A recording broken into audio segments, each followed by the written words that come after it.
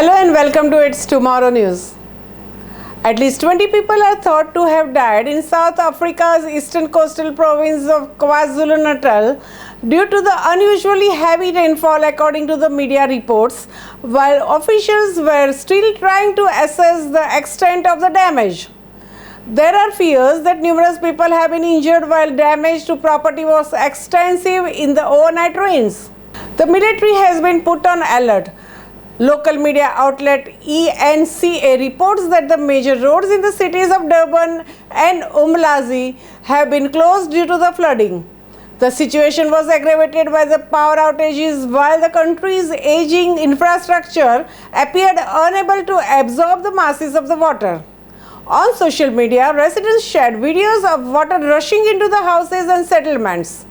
A government spokesperson called on the public to stay indoors as the rainfall continues.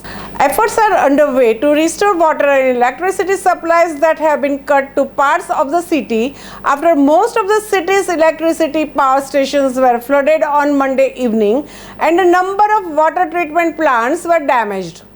People are being urged to stay at home, but those living in the low-lying areas are also being urged to move to the higher grounds. Residents who fear their homes may collapse should seek shelter in the community halls, urged officials.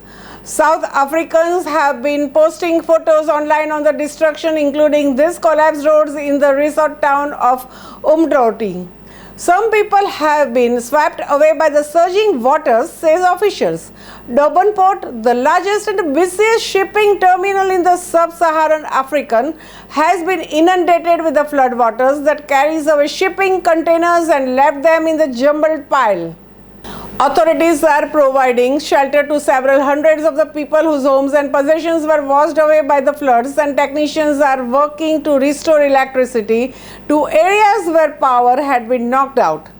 Emergency services have for several days been responding to the urgent calls for helping fraud people stuck in their houses, but the number is beginning to decrease. Heavy rains was expected to continue until evening in the coastal parts of the province. Disaster management teams were evacuating people in areas hit by the mudslides and where buildings had collapsed, officials said. People carried some salvage possessions to the safer places as muddy water gushed across the streets.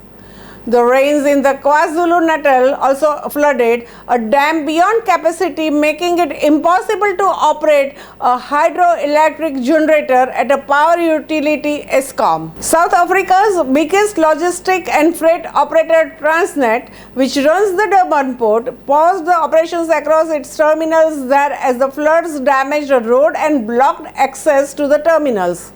Floods around the coastal city of East London in January killed at least 10 people and left hundreds homeless.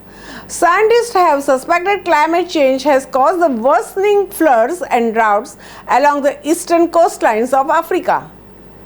The Southern African Weather Service declined to attribute the heavy rainfall to climate change, but said such weather could become more common.